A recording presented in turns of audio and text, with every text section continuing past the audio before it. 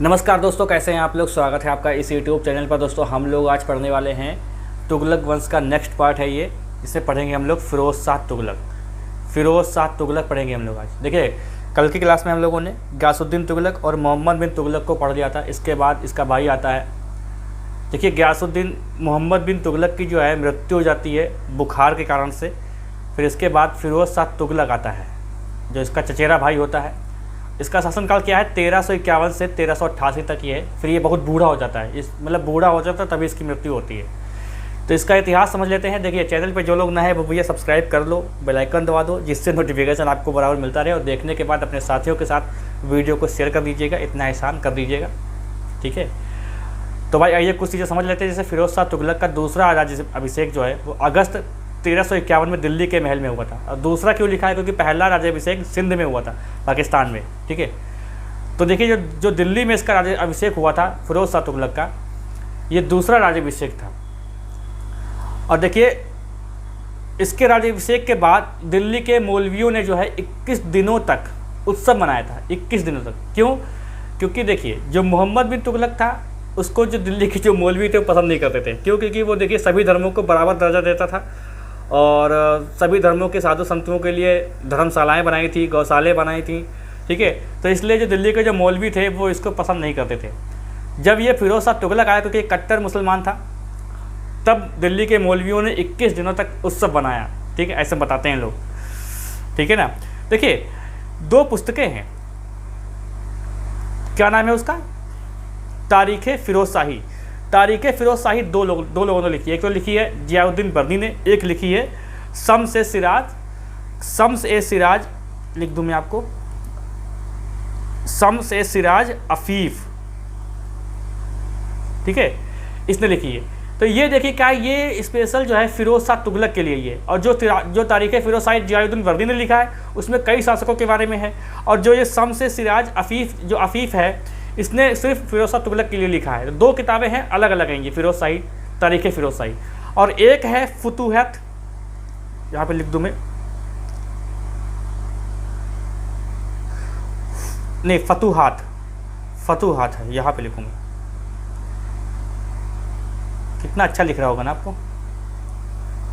फतूहात फ़िरोज़ शाही, ये आत्मकथा आई है फ़िरोज़ शाह तुगलक की। इसमें जो है बहुत अपने आप को अच्छा शासक बताया है, बहुत ही अच्छा सच्चा मुसलमान बताया है इसने, ठीक है। तो ये 2 किताबें हैं, 3 किताबें जहाँ पर फ़िरोज़ शाह तुगलक के बारे में अच्छी से जानकारी हम लोगों को प्राप्त हो जाती है, ठीक है। देखिए, दिल्ली का सुल्तान बनने के बाद फ़िरोज़ शाह तुगलक ने वजीर का पद जो है वो मलिक मकबूल को प्रदान किया था। मलिक मकबूल आपको याद आ रहा? नहीं, मिर्ज़ापुर में शायद मकबूल ही नाम है, क्या नाम है उसका देखो। तो ये मलिक मकबूल जो है इसको बनाया था वजीर का पद किसको दिया था? मलिक मकबूल को। देखिए, मलिक मकबूल जो था ये हिंदू था, ठीक है, जिसे खाने जहां, मतलब जहान का मतलब एक उत्तराधिकारी आप कह सकते हैं पूरे जहान का। तो जिसे खाने जहान के नाम से भी जाना जाता, क्योंकि ये उपाधि दी थी फ़िरोज़ शाह तुगलक ने। अब देखिए, मलिक मकबूल जो था इसका नाम बहुत इंपॉर्टेंट है। क्यों? क्योंकि मलिक मकबूल मूल रूप से तेलंगाना एक ब्राह्मण था, ये ब्राह्मण था। बाद में इसने जो है इस्लाम धर्म को कबूल किया था। फ़िरोज़ शाह तुगलक के शासनकाल में आर्थिक प्रगति का जो श्रेय है वो मलिक मकबूल को ही दिया जाता है, ठीक है। इसलिए जो मलिक, और वैसे भी जो वजीर होते हैं, वजीर का ही सबसे ज़्यादा हाथ होता है, जैसे कि प्रधानमंत्री आप समझ सकते हो, ऐसा है ना। तो मलिक मकबूल जो है नाम इंपॉर्टेंट है तुगलक वंश में, क्योंकि ये ब्राह्मण था पहले तेलंगाना का, और बाद में इसने इस्लाम धर्म को कबूल किया था। और देखिए, इसने ही राय दी थी कि आप ब्राह्मणों पर जजिया कर लगाओ। तो दिल्ली का पहला सुल्तान बनता है फ़िरोज़ शाह तुगलक जो ब्राह्मणों पर भी जजिया कर लगाता है। जजिया कर वो होता था जो गैर मुस्लिमों से लिया जाता था, जिसमें ब्राह्मणों और जो वो होते थे विकलांग, इनको छोड़कर बाकी सभी से जो गैर हिंदू होते थे, कोई ज़रूरी नहीं, मतलब गैर मुस्लिम ज़रूरी नहीं कि हिंदू हो, मतलब वो मुस्लिम अगर नहीं है तो वो जजिया कर देंगे। तो ये ब्राह्मण पर जजिया कर लगाने का जो ये एक सुझाव था, ये भैया इसका था, मलिक मकबूल का था, जो एक ब्राह्मण ही था, ठीक है। अब फ़िरोज़ शाह तुगलक के जो शासनकाल की जो मुख्य विशेषता है वो क्या थी? उसकी राजस्व व्यवस्था जिसकी मुख्य विशेषता थी इसके शासनकाल की। और ठीक है, और सर्वश्रेष्ठ जो इसका सुल्तान था, वजीर का पद जो है वो सुल्तान के बाद सबसे सर्वश्रेष्ठ पद माने। अभी यार जाहिर सी बात है कि राष्ट्रपति के बाद प्रधानमंत्री का सबसे बड़ा ऊंचा पद होता है, जाहिर सी बात है, ठीक है। तो यहाँ पर देखिए मैंने लिखा भी है कि वजारत का काल भी जो है, तुगलक काल को वजारत का काल भी माना जाता है, क्योंकि तुगलक काल में वजीर का जो पद था, यहाँ पे पद लिखा था, पद था सुल्तान के बाद सबसे ज़्यादा ऊंचा पद था, ठीक है। आगे देखते हैं, देखिए फिरोज शाह तुगलक की राजस्व व्यवस्था के बारे में शम्स ए सिराज ने अपने तारीख फिरोजशाही ग्रंथ में लिखा है कि देश के प्रत्येक घर में आवश्यकता अनुसार अन्न था, फर्नीचर था, सोना चांदी उपलब्ध थे और ऐसी कोई महिला नहीं थी जिसके पास गहने ना हो, ठीक है। ये किसने लिखा है? ये शम्स ए सिराज ने फिरोजशाही लिखा है, तारीख फिरोजशाही में लिखा है, ठीक है। और मोहम्मद बिन तुगलक के शासनकाल में जनता पर 24 जो कष्टदायक कर थे उनको हटाकर फिरोज शाह तुगलक ने सभी करों को समाप्त कर खाली जजिया, जकात, खिराज और खुम्स, ये 4 कर लगाए गए थे। तो आपको मैं बता दूं कि जजिया जो कर होता था वो देखिए, जजिया कर क्या है, जो गैर मुस्लिमों से लिया जाता था, और जकात क्या था? जकात या संपत्ति कर था जो मुसलमानों को 2.5% के हिसाब से देना था, जो जकात जो कर था, ठीक है। इसको थोड़ा ऊपर करते हैं, आपको समझा दूं मैं आपको, ये जो कर है इसे पूछ लेता आपसे क्वेश्चन। देखिए ये जो जकात जो है, जकात, तो जकात कर क्या था? ये संपत्ति कर था जो मुस्लिमों से 2.5% के हिसाब से लिया जाता था। और खिराज, ये जो खिराज था ये भी भूमि कर था जो उपज का 1/3 भाग था, 1/3 भाग जहाँ ये खिराज। और खुम्स क्या था? खुम्स देखिए लूटा हुआ माल, जैसे आप कहीं भी लूटपाट मचाएं, कहीं भी ज़मीनी किसी जब्त कर लें तो उसका हिस्सा जो है उस पर जो कर लगता था उसको बोलते थे खुम्स, उसको क्या बोलते थे? खुम्स। और यह 1/5 भाग था, 1/5 भाग, ठीक है। चलिए आगे देखते हैं। तो मोहम्मद बिन तुगलक में, ठीक, हाँ ठीक है, ये क्या हो गया यार, चल गया, मुझे तो लगा कि छोड़ दिया क्योंकि लैपटॉप छोड़ देता है बीच बीच में। देखिए फिरोज शाह तुगलक को दिल्ली का पहला सल्तनत माना जाता है, सुल्तान माना जाता है, जिसने हब ए शर्ब, ठीक है। हब ए शर्ब क्या था? सिंचाई कर। ये क्वेश्चन आपसे पूछ लेगा कि हब ए शर्ब क्या था? सिंचाई कर था। तो दिल्ली का पहला सुल्तान था ये, जिसने हब ए शर्ब यानी सिंचाई कर लागू किया था। और ये सबके लिए नहीं था, जो सरकारी नहरों का जो किसान इस्तेमाल करते थे उन पर ही लगता था, ऐसा नहीं है कि सभी के लिए था। जो सरकारी नहरों के लिए जो इस्तेमाल होते थे उसमें हब ए शर्ब, ये हब ए शर्ब जो है आपको याद रखना है, क्योंकि एक लाइन में क्वेश्चन आ जाएगा कि हब ए शर्ब क्या था, तो सिंचाई कर था, ठीक है। देखिए दिल्ली सल्तनत का पहला सुल्तान माना जाता है जिसने राज्य की संपूर्ण आमदनी का ब्यौरा ख्वाजा हिसामुद्दीन से तैयार करवाया। राज्य की संपूर्ण जो संपत्ति है या आमदनी है उसका ब्यौरा पहली बार तैयार कराया था किसी दिल्ली का सुल्तान था, वो था फिरोज शाह तुगलक, जिसमें हिसामुद्दीन का नाम आता है। और दोबारा से जागीरदारी प्रथा को शुरू करने का श्रेय जो है वो भी फिरोज शाह तुगलक को ही प्रदान किया जाता है, जिसके अंतर्गत राज्य के समस्त अधिकारियों को वेतन के तौर पर जागीर दी जाती थी और उसी को जागीरदारी प्रथा कहा जाता था, ठीक है। वेतन के तौर पर क्या है? जागीर देते, ठीक है। बाद में देखिए नकद वेतन आने लगा था, लेकिन अब क्या फिर से जागीर वाली बात आ गई थी। इतलाक प्रथा की शुरुआत करने वाला पहला सुल्तान था जिसमें लगान वसूलने से ये मतलब लगान वसूल से संबंधित था। जो लोग लगान वसूल करने जाते थे उनका 50% जो है उनको दिया जाता था, बाकी सुल्तान के पास ऐसा कुछ था नहीं। बहुत मतलब इसमें एक बहुत बड़ी खिचड़ी है, आप इतलाक प्रथा को खिचड़ी मान सकते हो कि बहुत ज़्यादा इसमें कुछ बहुत ज़्यादा मतलब जो है इसमें सिस्टम था, या आप ऐसे समझ सकते हैं कि एक लगान था, जो लगान को वसूल करने जो जाते थे अधिकारी वो भी अब लगान का 50% अपने पास रखते थे, बाकी जो है सुल्तान के पास जाता था। और इसमें बहुत ज़्यादा भ्रष्टाचार हो गया था और ये सुल्तान खुद मतलब जो है ये प्रेरित करता था कि आप भ्रष्टाचार करो। तो यहाँ पर आप ये देखो, यहाँ पर लिखा भी है कि फिरोज शाह तुगलक के शासनकाल को दिल्ली सल्तनत का सबसे भ्रष्ट शासनकाल माना जाता है, ठीक है। तभी तो भैया इसकी राज्य व्यवस्था अच्छी थी। और देखिए यहाँ पर देखिए दीवाने बंदगान एक था, एक दीवाने बंदगान नामक एक नया विभाग की स्थापना की गई थी, ठीक है, जिसमें गुलाम भर्ती किए जाते थे, गुलाम। अब दीवाने बंदगान की शुरुआत किसने की थी? फिरोज शाह तुगलक ने। ये किससे संबंधित था? ये क्वेश्चन बनेगा तो आपको लगाना है ये गुलामों की भर्ती से या गुलाम से संबंधित था।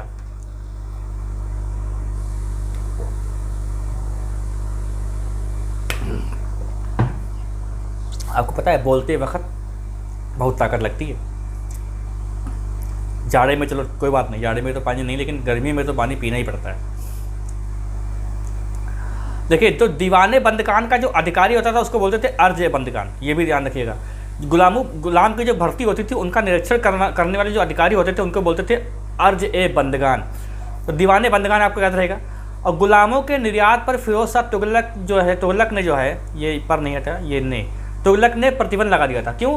क्योंकि ये नहीं चाहता था कि जो भारत के जो गुलाम है वो अन्य देश में जाएं। हालांकि उनसे कोई मतलब ये नहीं था कि कोई दया की भावना हो, ऐसा नहीं। वो सोचता था कि हमारे देश के गुलाम हमारे देश में रहें, बाहर क्यों निर्यात किए जा रहे हैं, हमको ला के दो, ये बात थी। और देखिए, दीवाने खैरात विभाग की स्थापना की थी, इसके द्वारा की गई थी, फिरोज शाह तुगलक के द्वारा। दीवाने खैरात जो एक खैरात का विभाग था, मतलब खैरात समझते होंगे, इसको समझाने की जरूरत नहीं है, ठीक है। एक बात देखिए, यहाँ पर इंपॉर्टेंट और चीज़ लिखी, क्या लिखी है कि सभी तुगलकों, जो सभी जितने भी तुगलक शासक हुए थे उसमें सबसे ज़्यादा स्थापत्य कला का विकास इसी के शासनकाल में हुआ था, ठीक है। फिरोज शाह तुगलक ने लोक निर्माण विभाग की स्थापना की और मलिक गाजी और अब्दुल हक को उसका प्रमुख अधिकारी बनाया था, ठीक है। लोक निर्माण विभाग की स्थापना किसने की थी? तुगलक वंश में ये फिरोज शाह तुगलक ने की थी। इसके मलिक गाजी और अब्दुल हक को उसका प्रमुख बनाया गया था, ठीक है। इसी में है कि अगले पेज में है? अगले पेज में है, चलते हैं भाई। देखिए, इसके शासनकाल में राज्य का प्रमुख वास्तुकार कौन था? मलिक गाजी और अब्दुल हक उसका सहायक वास्तुकार था। तो मलिक गाजी ये वास्तुकार था और उसका सहायक वास्तुकार कौन था? अब्दुल हक। अब देखिए, फिरोज शाह तुगलक के द्वारा 300 से भी ज़्यादा नगरों को बसाए गए थे, जिसमें कौन से प्रमुख हैं? फतेहाबाद, ये पूछा जाता है। हिसार को किसने बसाया? फिरोज शाह तुगलक ने बसाया। फिरोजपुर, ठीक है। जौनपुर, ये मोहम्मद बिन तुगलक के याद में जौनपुर बसाया गया था, उत्तर प्रदेश में है। फिरोजाबाद या फिरोजपुर, ये उत्तर प्रदेश की बात नहीं हो रही है, दिल्ली में एक शहर है फिरोजाबाद, वहाँ की बात हो रही है, ठीक है। तो फिरोजाबाद या फिरोजपुर ये किसने बसाया था? ये बसाया था फिरोज शाह तुगलक ने। तो हिसार किसने बसाया? फतेहाबाद किसने बसाया? तो ये बसाया फिरोज शाह तुगलक ने, आपको याद रखना चाहिए।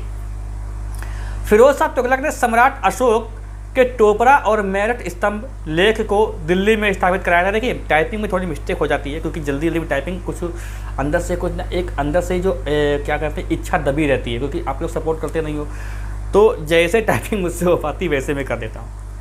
हालांकि मेरी कोशिश रहती है कि सही से हो, लेकिन कहीं ना कहीं मिस्टेक हो ही जाती है। अब देखिए, यहाँ पर अशोक लिखा है, तो ये अशोक है, ठीक है, इतना तो आप समझ ही जाएंगे। तो ये जो टोपरा और मेरठ स्तंभ जो लेख है, स्तंभ लेख क्या होता है? एक खंबा बहुत बड़ा, उस पर कुछ लिखवा दिया जाए, वो स्तंभ लेख हो जाएगा, ठीक है। तो उसको क्या दिल्ली में स्थापित किया था। और सम्राट अशोक के टोपरा स्तंभ लेख को फिरोज शाह तुगलक, देखिए, फिरोज शाह तुगलक ने सोने का स्तंभ लेख कहा है और उसे अपने शाही महल में स्थित मस्जिद के पास स्थापित करवाया। देखिए, ये जो जेम्स प्रिंसेप का आपने नाम सुना था अशोक के शासनकाल में, मतलब अशोक का जो स्तंभ लेख है सबसे पहले पढ़ा था जेम्स प्रिंसेप ने, वो जो है वो टोपरा ही था, ठीक है। तो 1837 में जेम्स प्रिंसेप ने इसी स्तंभ लेख को पढ़ने में सफलता प्राप्त की थी और अशोक का यह अंतिम जो है लेख माना जाता है, ये भी ध्यान रखिएगा, थोड़ा सा अलग से क्वेश्चन में डाल दिया इसमें। अब देखिए, फिरोज शाह तुगलक ने प्रसिद्ध 2 इतिहासकारों जियाउद्दीन बर्नी और शम्स सिराज को अपना संरक्षण प्रदान किया था। इन दोनों ने तारीख फिरोजशाही किताब लिखी है, ठीक है। अगर देखिए, तारीख फिरोजशाही जो किताब जो लिखी गई है वो हालांकि बहुत जो जियाउद्दीन बर्नी का जो है जो तारीख फिरोजशाही, उसमें बहुत से जो सुल्तान हुए उनका वर्णन है, लेकिन ये किताब पूरी लिखी किसमें गई थी? ये लिखी गई थी फिरोज शाह तुगलक के शासनकाल में ही, ठीक है। संगीत पर आधारित जो है ग्रंथ राग दर्पण का फारसी में इसने अनुवाद कराया था। हुआ क्या था कि इसने जो अपनी, देखिए यहाँ पर एक चीज़ जो लिखी है, फिरोज शाह तुगलक ने अपनी आत्मकथा फतुहात, यहाँ पे देखो लिखा भी है, फतुहात फिरोजशाही की रचना की। इसके शासनकाल में सबसे अधिक भारतीय ग्रंथों का अनुवाद फारसी में किया गया और संगीत पर जो आधारित एक ग्रंथ है राग दर्पण, उसका भी अनुवाद फारसी में फिरोज शाह तुगलक ने ही कराया था।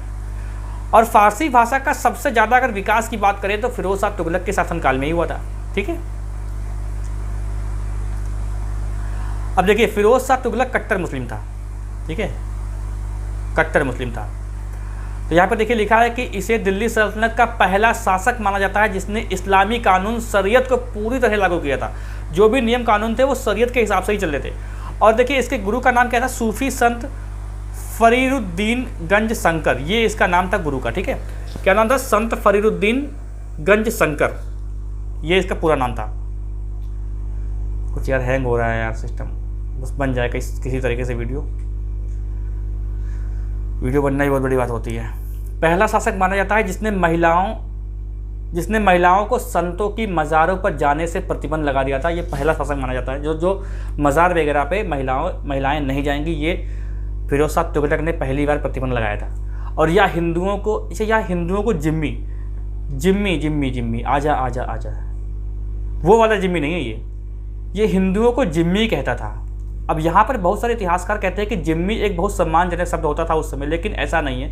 ज़्यादातर इतिहासकारों ने कहा है कि जिम्मी का अर्थ जो है बहुत ही अपमानजनक था। अब भाई ये कट्टर मुस्लिम था तो हिंदुओं से तो घृणा करता ही था, ठीक है। जब ब्राह्मणों पर इसने जरिया कर लगा दिया था तो जिम्मी, जाहिर सी बात है कि जिम्मी का अर्थ कुछ ना कुछ अंट संट ही होगा, ठीक है। तो ये क्वेश्चन पूछा गया है कि ये जिम्मी कौन कहता था हिंदू को, तो फिरोज शाह तुगलक ने हिंदू को जिम्मी कहा था। फिरोज शाह तुगलक ने मोहम्मद बिन तुगलक की तरह अमीर उल मोमिनीन उपाधि धारण की थी। ये एक खलीफा की उपाधि होती थी जो मोहम्मद बिन तुगलक ने भी धारण की थी और फिरोज शाह तुगलक ने भी धारण की थी। तो अमीर उल मोमिनीन, इसके कुछ सिक्कों पर खलीफा ए हाजिम नाम अंकित करवाया था, ठीक है। इसने कुछ सिक्कों पर खलीफा ए हाजिम नाम अंकित कराया था। अब देख लेते हैं फिरोज शाह तुगलक के आक्रमण। देखिए, अगर ये एक वीडियो में रखता मैं तो ये वीडियो काफ़ी लंबा हो जाता। मुझे क्या है, मुझे तो खाली नोट करना है, बस समझा देना है आपको, लेकिन आपको तकलीफ होती कि इतना बड़ा वीडियो कैसे देखें। देखिए, फिरोज शाह तुगलक के आक्रमण 1360 में फिरोज शाह तुगलक ने जाज नगर पर आक्रमण किया था। जाज नगर पर, ठीक है, जाज नगर पर आक्रमण किया था इसने। और उस समय जाज नगर के राजा कौन था, ये क्वेश्चन पूछता है। तो वीर भानुदेव तृतीय उस समय राजा था, जो तुगलक के सामने हार गया था, आत्मसमर्पण कर दिया था, ठीक है। और इसी समय क्या हुआ कि फिरोज शाह तुगलक ने पुरी के जगन्नाथ मंदिर की मूर्ति को तोड़ा था, क्योंकि उसे महमूद गजनवी की तरह बुत सिकन कहलवाना पसंद था। बुत सिकन जो मूर्तियों को ध्वस्त कर दे। तो जगन्नाथ मंदिर की मूर्ति को तोड़ा था इसने, ठीक है। फिर देखिए एक और है कि फिरोज शाह तुगलक ने नगरकोट, यानी हिमाचल प्रदेश में है नगरकोट, हिमाचल प्रदेश में ही है जहाँ तक आप लोग बताइएगा कमेंट करके, मैं थोड़ा भूल रहा हूँ, शायद हिमाचल प्रदेश में ही है, इसको मैंने देखा नहीं। नगरकोट का ज्वाला देवी जो मंदिर था बहुत ही फेमस था, ठीक है। उसकी मूर्ति को तोड़ा और वहाँ से प्राप्त लगभग 300 से अधिक ग्रंथों का फारसी में अनुवाद कराया था, जिसका नाम रखा था दलायत ए फिरोज शाही नाम रखा था। 300 से अधिक ग्रंथ थे जिसका फारसी में अनुवाद कराया था। तभी कहते हैं कि सल्तनत काल में सबसे ज़्यादा फारसी का अगर विकास होता है तो फिरोज शाह तुगलक के समय में ही माना जाता है। देखिए, तुगलक ने ठट्टा के शासक अलाउद्दीन जूना और सुदरुद्दीन बाह बीना के विरुद्ध आक्रमण किया था, ठीक है। अब देखिए, इसमें क्या हुआ था कि इसमें जीत हो रही थी फिरोज शाह तुगलक की, लेकिन क्या हुआ था कि महामारी और भुखमरी हो गई थी, जिसके कारण क्या हुआ। अब देखिए, युद्ध जो है एक दिन चलता नहीं है, महीनों युद्ध चलते हैं। तो शुरुआत में जीत रहा था, बाद में ऐसा हुआ कि महामारी और भुखमरी होने लगी, अब खाना कम पड़ गया इन लोगों के पास। तो क्या हुआ कि सूफी संत थे सैयद हुसैन बुखारी, इन्होंने क्या करा दिया, समझौता करा दिया, ठीक है। और ठट्टा का जो आक्रमण था ये आखिरी था, ये धीमे धीमे बूढ़ा हो रहा था, ठीक है, बूढ़ा हो रहा था धीमे धीमे ये, ठीक है। तो ये ठट्टा का जो आक्रमण था फिरोज शाह तुगलक का, ये आखिरी माना जाता है, ठीक है। अब पूरे शासन काल में इसका खाली एक सूबेदार था, जो गुजरात का जो राज्यपाल था, उसने ही खाली विद्रोह किया था, जिसका नाम था शमसुद्दीन दमगानी एकमात्र खाली एक राज्यपाल था गुजरात का जिसने खाली विद्रोह किया था 1377 ईस्वी में, ठीक है। आगे देखते हैं। अब देखिए, अन्य महत्वपूर्ण तथ्य देख लेते हैं। देखिए, फिरोज शाह तुगलक दिल्ली सल्तनत का अकबर कहा जाता है, अकबर। और फिरोज शाह तुगलक को कल्याणकारी निरंकुश शासक कहा जाता है। ये दोनों चीज़ें आप याद रखिएगा, ये क्वेश्चन बना है पेपर में कई बार, ठीक है। दिल्ली सल्तनत का अकबर, ठीक है। फिरोज शाह तुगलक ने अपने बड़े पुत्र फतेह खां को अपना उत्तराधिकारी चुना था, लेकिन उसकी मृत्यु हो जाती है 1374 में, इसकी मृत्यु हो जाती है। और इसके बाद उसका तीसरा पुत्र है मोहम्मद खां, इसको चुनता है अपने उत्तराधिकारी। और 1387 में नासिरुद्दीन महमूद, यानी नासिरुद्दीन मोहम्मद की नासिरुद्दीन मोहम्मद शाह की उपाधि देकर उसे गद्दी पर बैठाता है, ठीक है। या एक योग्य शासक नहीं था, ठीक है, या एक योग्य शासक नहीं था। और दिल्ली का शासक बनने के बाद मोहम्मद खां ने भोग विलासी जीवन जीना शुरू कर दिया था और इसी का लाभ उठाकर दिल्ली के कुछ दासों ने विद्रोह कर दिया था और इसी विद्रोह को मोहम्मद खान ने दबाने का प्रयास किया, लेकिन परंतु दबा नहीं पाया और वह सिरमौर की पहाड़ियों में भाग गया था। और जब भाग गया तो अंत में क्या हुआ कि फिरोज शाह तुगलक ने फतेह खां का एक पुत्र था तुगलक शाह, तो तुगलक शाह को अपना उत्तराधिकारी घोषित किया था। ठीक, फिर देखिए 20 और 21 यानी रात में इसकी मृत्यु हुई थी 1388 में। अब ये काफ़ी बूढ़ा हो चुका था तब इसकी मृत्यु हो गई थी। अब देख लेते हैं हम लोग फिरोज शाह तुगलक के उत्तराधिकारी, इसके बारे में भी देख लेते हैं। फिरोज शाह तुगलक के उत्तराधिकारी देखो तुगलक शाह का इतिहास देख लेते। पहले देखिए, दिल्ली का शासक बनने के बाद तुगलक शाह ने भोग विलासी जीवन जो है जीना प्रारंभ किया और इसी कारण इसका जो है वध कर दिया गया था। ठीक है, और इसका कार्यकाल कितना था 1388 से 1389 यानी 1 साल तक ये इसका कार्यकाल रहा है। ठीक है, तो दिल्ली का शासक बनने के बाद तुगलक शाह का जो है ये भोग विलासी, मतलब ये देखो कोई जो है राज्यकाट नहीं संभाल पाते हैं। अब इतना सब कुछ पहले से ही मिला हुआ है तो भोग विलासी बन गया और इसी कारण इसका वध कर दिया गया था। ठीक है, आगे देखते हैं और भी देखते हैं इसके बारे में थोड़ा। इसी में है कि अगला पेज पर है। अब मुझे ये भी ध्यान नहीं रहता कि अगले पेज पर था कि इसी पेज पे था, क्योंकि एक दिमाग में डर ये रहता है कहीं लैपटॉप हैंग ना हो जाए, क्योंकि बीच बीच में कभी ऐसा कई बार होता है कि बहुत कम ऐसे वीडियो होते हैं जो एक बार में शूट हो जाएं, क्योंकि कभी कभी हैंग होने लगता है तो फिर से करना पड़ता है। अब देखिए अबू बकर शाह का इतिहास देखिए तुगलक शाह के बाद दिल्ली का शासक बना कौन? अबू बकर। ठीक है, और उसका संपूर्ण शासनकाल जो है विद्रोह को दबाने में या षड्यंत्र को दबाने में ही चला गया। अब 1390 में इसे हटाकर मोहम्मद शाह को दिल्ली का शासक बनाया गया और नसरुद्दीन जो मोहम्मद शाह है इसका इतिहास समझ लेते हैं। इसका इतिहास क्या है तो देखिए, नसरुद्दीन मोहम्मद शाह के शासनकाल में अधिकतर राज्य ने स्वयं को स्वतंत्र, देखिए जब ऐसा होता था पहले ये सूबेदार होते थे, राज्यपाल होते थे, और जहाँ देखा कि राजा जो है या सुल्तान अयोग्य है, ढीला ढाला है, कोई काम का नहीं, तो अपने आप को स्वतंत्र, अपने आप को ही राजा घोषित कर लेते थे। ठीक है, तो नसरुद्दीन मोहम्मद शाह के शासनकाल में अधिकतर राज्यों ने स्वयं को स्वतंत्र घोषित कर लिया था और इसका पूरा जीवन जो है विद्रोह को दबाने में ही बीत गया। 1394 में इसकी मृत्यु हो गई। फिर इसके बाद कौन आता है? अलाउद्दीन सिकंदर शाह का इतिहास। देखिए अब देखिए एक क्वेश्चन बनता है कि हुमायूं किसका नाम था वास्तविक? तो हुमायूं तो एक आप जानते होंगे हुमायूं, लेकिन एक हुमायूं भैया और था, वो कौन था? अलाउद्दीन सिकंदर। यहाँ पे देखो अलाउद्दीन सिकंदर शाह का इतिहास देखिए, वास्तविक नाम क्या था इसका? हुमायूं नाम था। अलाउद्दीन सिकंदर शाह ने जनवरी 1394 में दिल्ली का सिंहासन प्राप्त किया, लेकिन 1394 में ही इसकी मृत्यु हो गई। 1 माह 15 दिन के आसपास इसका शासनकाल रहा था। अब अलाउद्दीन सिकंदर शाह के उसका जो छोटा भाई था नसरुद्दीन महमूद, उसको दिल्ली का शासक बनाया गया। ठीक है, अब देखिए अब यहाँ पर देखते हैं नसरुद्दीन महमूद तुगलक का शासक 1394 से 1412 तक ये रहा था। नसरुद्दीन महमूद तुगलक के ही क्या हुआ यार, ये कुछ हुआ हैंग तो नहीं हो गया? नसरुद्दीन महमूद तुगलक के ही शासनकाल में बंगाल, राजस्थान, बुंदेलखंड आदि राज्यों ने अपने आप को स्वयं स्वतंत्र घोषित कर दिया था और इसकी सल्तनत दिल्ली से पालम तक ही थी, मतलब बहुत ही कम रह गया था, पालम दिल्ली में ही है। तो ऐसा मतलब एक व्यंग्य करते हैं इतिहासकार कि जो दिल्ली से पालम तक ही इसकी सल्तनत थी, किसकी? नसरुद्दीन महमूद तुगलक की। और इसके शासनकाल में तुगलक वंश के 2 शासक हो गए थे। ठीक है, एक जिसमें नुसरत शाह फिरोजबाद का शासक था और दूसरा नसरुद्दीन महमूद दिल्ली का शासक था। 2 शासक थे इसके शासनकाल में। ठीक है, आगे देखते हैं। देखिए नसरुद्दीन महमूद तुगलक की जो मृत्यु है वो 1412 में हो गई थी। ठीक है, और सरदार दौलत खान लोधी को दिल्ली का नया शासक बनाया गया, सरदार दौलत खान लोधी। अब देखिए यहाँ पर क्या हुआ, यहाँ पर कहानी बदलेगी। 1414 में मुल्तान, पंजाब और दीपालपुर के सूबेदार खिज्र खान, जो आगे चल के सैयद वंश की स्थापना करता है, उसने दिल्ली पर आक्रमण किया था। ठीक है, दिल्ली पर आक्रमण करवाया था दौलत खान लोधी को पराजित कर। ठीक है, और दिल्ली पर एक नए राजवंश की स्थापना की थी। ये जो खिज्र का था ये तैमूर को बुलाया था आक्रमण करने के। देखिए यहाँ पर लिखा है नसरुद्दीन महमूद तुगलक के शासनकाल में खिज्र खां पंजाब का सूबेदार था और दिल्ली में हो रहे षड्यंत्रों से परेशान था ये।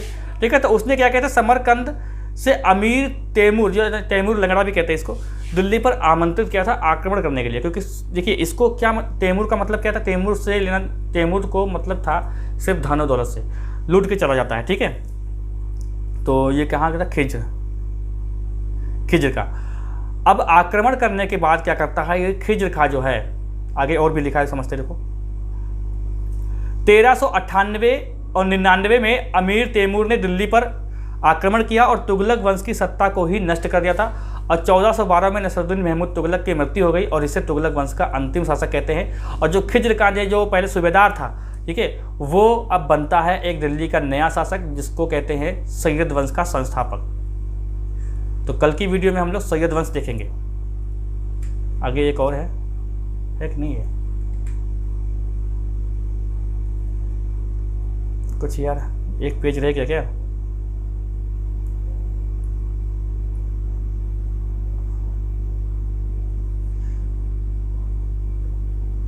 ठीक है, यही है, ठीक है।